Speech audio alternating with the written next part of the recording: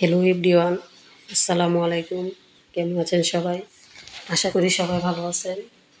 তো আজকে আরেকটি নতুন ভিডিও নিয়ে হাজির হলাম আপনাদের সামনে। তো দেখতে থাকুন আমার পুরো ভিডিওটি। আর আজকে দেখেন সবুজ গাছপালা, চারদিক খালি সবুজ আর সবুজ। তো সকাল সকাল আমি বের হয়ে গেলাম, বাজারে যাব। তো দেখুন গ্রামের এই মিঠু পথ দিয়ে হাঁটা, কি সুন্দর দৃশ্য, দেখতে খুবই ভালো লাগে। তো এই যে দেখুন আমি যাচ্ছি বাজারে। তো যাওয়ার পথে ভাবলাম একটু ভিডিও নিই। আর এই যে সামনে দেখা যায় পাট ক্ষেত, দু সাইড দিয়ে পাট ক্ষেত আর মাঝখান দিয়ে রাস্তা, এই লাইট দিয়ে যেতে হয়। আর এখান দিয়ে আমি যাচ্ছি। তো এই দিক দিয়ে হাঁটার সময় খুব ভয় করে। তারপরে কী করতে হবে, আমাদের বাড়ি থেকে বের হলেই এই রাস্তা, আর এই দিক দিয়ে বের হলে রিক্সা পাওয়া যায়, কিছুই করার নাই। তো বাজার থেকে এসে আমার মা জাউ রান্না করলো, আতপ চাউলের জাউ আর কাঁঠাল। তো কাঁঠাল দিয়ে আমি জাউ খাচ্ছি।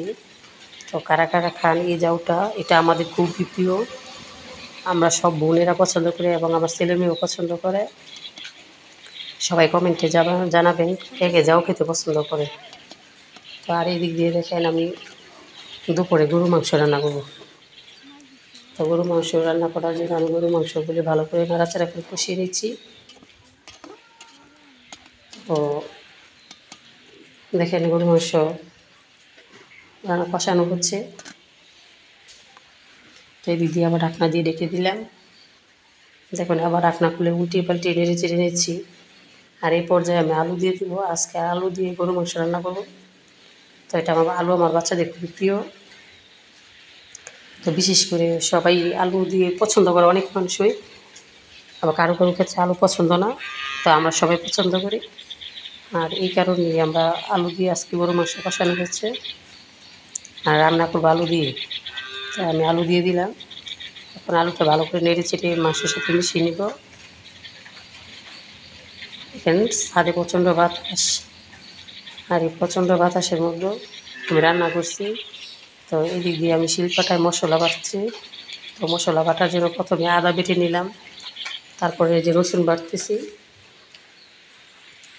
তা আমি রসুনের উপরের যে ছাল ওইটা ফেলেছি, ভিতরেরটা ফেলাই নেই।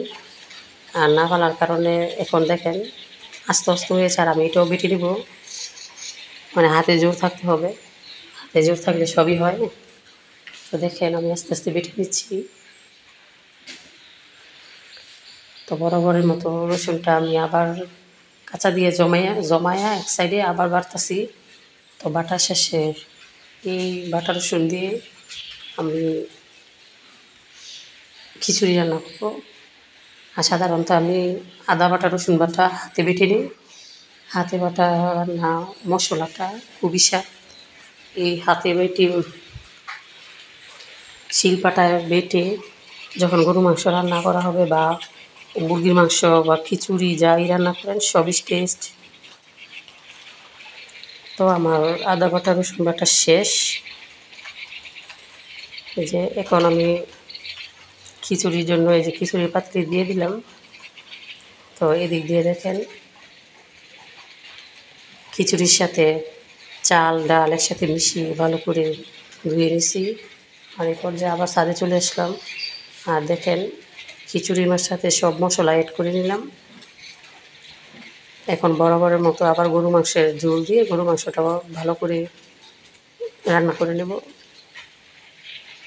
তো দেখেন আমি খিচুড়িটা হাতে মাখিয়ে নিচ্ছি। হাতে মাখানোর পরে খিচুড়ির কালারটা খুব সুন্দর হয়। তো আমার ভিডিওটি ভালো লাগে সবাই একটা লাইক কমেন্ট ও শেয়ার করবেন। তো দেখেন আমার খিচুড়িটা কি সুন্দর, মাশাআল্লাহ অনেক সুন্দর হয়েছে। আর এদিক দিয়ে আমার মুরগিগুলো এসে গেছে খাবারের জন্য।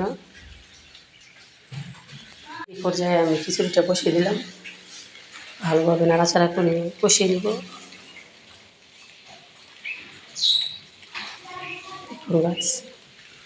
দেখুন গাইস,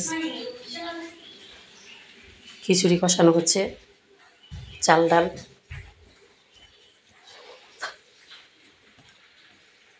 তো এখন আমি ঝোলের পানি দিয়ে দিলাম। তো দুপুরে খাওয়া দাওয়া শেষে এখন আমি ছাদে চলে আসলাম বিকেলে। আর এদিক দিয়ে দেখেন ছাদে আমি নতুন বীজ বপন করেছি। আর এখানে পোলতার বীজ লাগিয়েছিলাম আর 4 দিন আগে। আর এখন এগুলো আবার বের হয়েছে, শাক গজাইতেছে। তো এগুলো দেখার জন্য ছাদে আসলাম। আর আমার মুরগিগুলো আমার অনেক ক্ষতি করতেছে, সে আমার ক্যাপসিকামের ফুলগুলো খেয়ে ফেলছে। আর দেখেন আমার বেবি গাছটা কি সুন্দর, মাশাআল্লাহ। এই পুঁইশাক পাতা ঠোকর দিয়ে খেয়ে ফেলে, কী করব, কিছুই করার নেই। আর দেখেন আমার ক্যাপসিকামটা মাশাআল্লাহ, অনেকগুলো ক্যাপসিকাম হয়েছে। সবাই দোয়া করবেন আর সবাই মাশাআল্লাহ বলবেন। আর আমার মতো সবাই কিছু না কিছু শখ থাকে মানুষের। তো দেখেন সুন্দর আর একটা ক্যাপসিকাম। আর এটা হচ্ছে সবচেয়ে বড়। আর অলরেডি একটা খেয়ে ফেলেছি, ওইটা পোকায় কানাফুলি করে ফেলছিল। তো দেখেন যদি মুরগি ক্ষতি না করে তাহলে থাকবে, আর মুরগি যদি খেয়ে ফেলে তাহলে একটা খেতে পারবো না। দেখুন মাশাআল্লাহ কত সুন্দর হয়েছে। আর আমার ভিডিওটি সবাই না টেনে দেখবেন, ভালো লাগলে একটা লাইক কমেন্ট ও শেয়ার করবেন। ধন্যবাদ সবাইকে। আর এই যে দেখেন আমার দাদুর গাছে কত সুন্দর কাঁঠাল, মাশাআল্লাহ। আর এদিক দিয়ে দেখেন আমি বালতি ভরে মাটি রেখেছি। তো এই পর্যায়ে দেখেন বৃষ্টির কারণে আমার ছাদে অনেক ময়লা জমেছে। আর এদিক দিয়ে আমার ছোটো ভেন্ডি গাছটা একটা ভেন্ডি হয়েছে। তো মাশাআল্লাহ, আলহামদুলিল্লাহ। আর এদিক দিয়ে দেখেন আমি কাপড় চাপড় ধুয়ে